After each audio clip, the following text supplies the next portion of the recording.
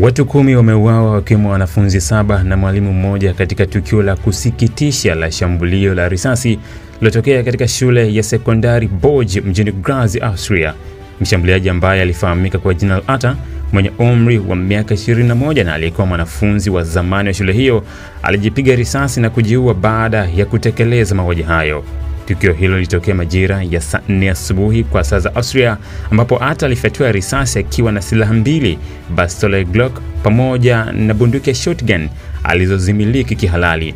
Kwa mujibu wa taarifa ya polisi, watu wengine 12 walijeruhiwa katika tukio hilo, baadhi yao wakiwa katika hali mahututi.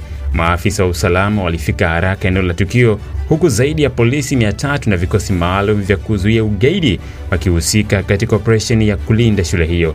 Ndani ya dakika 17 shule ilikuwa imeshadhibitiwa.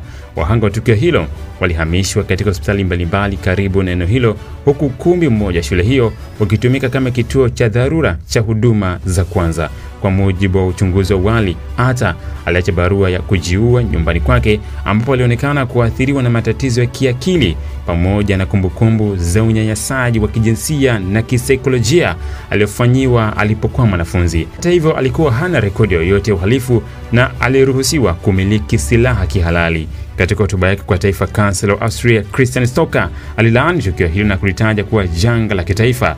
Alitangaza siku 3 za maombolezo ya kitaifa, ambapo bendera zitapepea nusu mlingoti na taifa zima liliungana kwa dakika moja kimya kwa kumbuka waliopoteza maisha. Shambulio hili ni tukio baya zaidi la ufyatuaji risasi kuwahi kutokea katika historia ya nchi hiyo baada ya vita vikuu vya pili vya dunia, na limezua mjadala mkubwa kuhusu udhibiti na umiliki wa silaha pamoja na usalama wa wanafunzi wanapokuwa mashuleni. Ili kuwa mwanafamilia bora wa Global TV, usisahau kusubscribe, like, kushare na kucomment.